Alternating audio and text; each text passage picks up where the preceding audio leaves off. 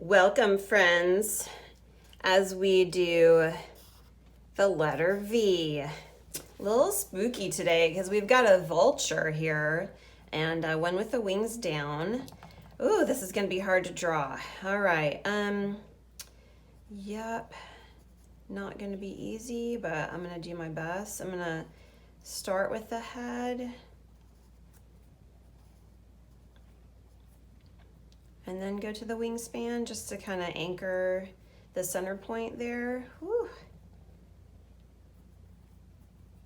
And you don't have to draw each individual feather. You can just kind of give the illusion that you did. Maybe the wings come out a little bit more. Now what's hard is drawing the opposite side. So I oftentimes have to turn my hand like this so I can see. Otherwise, if I draw like this, I can't see. So I just have to get my hand out of the way so I can make sure it looks the same as the other side. Yeah, that's not too bad. Hey, Mrs. Evans. I had a little warm up drawing the T and U animals earlier, so hopefully that helped. I think it did. And these feet, oh my goodness, these feet are terrifying. They're big, giant claws. Even though vultures are not birds of prey, they are birds that clean up. They eat dead things. Where I live, we have turkey buzzards. I'm not sure if they're a kind of vulture or not, but they look like it. And if you get close to them and they can't get away from you, their way to protect themselves is to throw up on you, which is disgusting. Can you imagine something that just ate dead stuff off the road, throwing it up on you? Ugh, yeah, I would run away too. Probably a pretty good defense mechanism if you're a vulture. So they're kind of like nature's garbage men, cleaning it up. All right, so on the wings here, there's like these feathers at the top that are short, and then there's these longer feathers at the bottom. I think the longer feathers at the bottom is how they steer.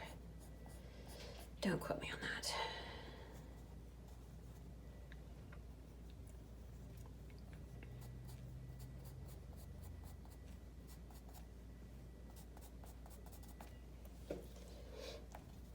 All right, I'm just going to be giving the illusion that I drew those feathers. There we go.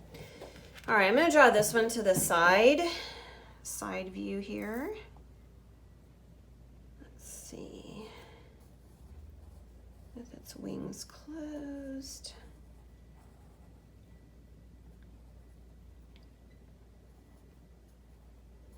One of my favorite things to see at the zoo is the California condor, which is a bird of prey that reminds me a lot of a vulture.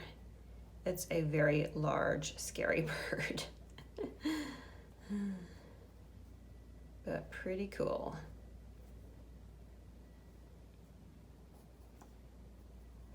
Now, vultures have pretty big feet. I don't know if they're this big or if the toy designers made them this big so that this bird could stand. We'll just assume that it's kind of both things.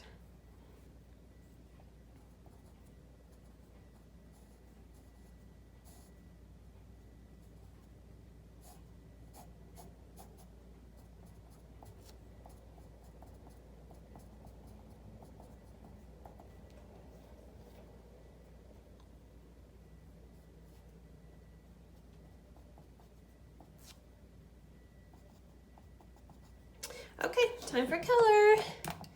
Yay, let's start with gray. I think I already have the gray out, yeah.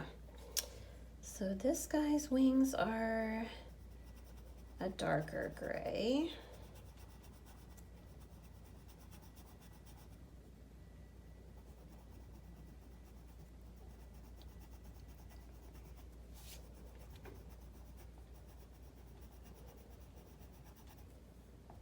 I'm trying to color the same direction the feathers are going.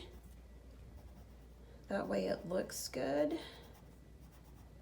It also gives the illusion of those feathers being there. So which direction you color can be really important. So, you know, experiment and see what works.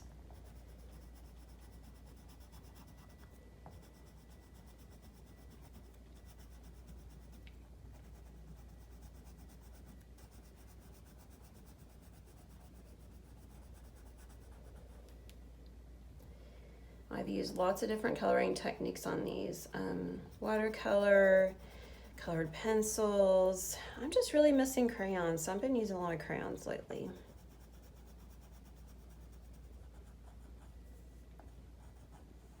Okay, so now I can go back in and go a little bit darker. So I'm pushing pretty hard to kind of put those feather details back in. Again, I'm not going to draw every feather. Just want to, you know, give that texture so you know, oh yeah, these are feathers. Your brain doesn't have to see every feather to know that they're feathers. Okay, now super light for the body.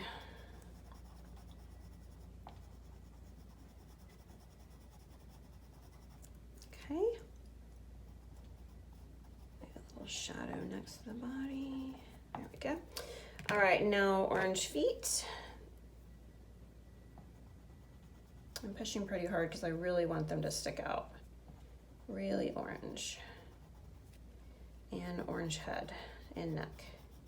And I like this little ruff of feathers that goes around the neck. I think that looks really fun, really cool. Okay. Vulture number 2 has lighter orange feet, so I'm gonna go with a yellow orange.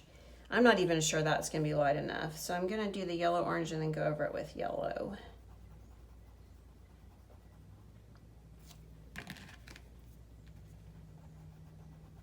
There we go, yeah, that looks pretty good, okay.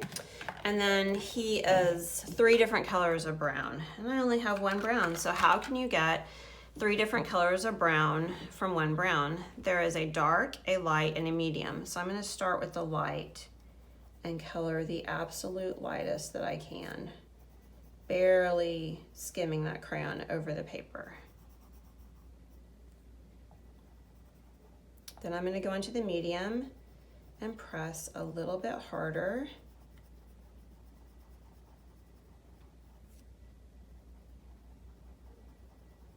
And you can go back in with a pencil if your details, if you lose them with the color, you can just go back in and draw them again.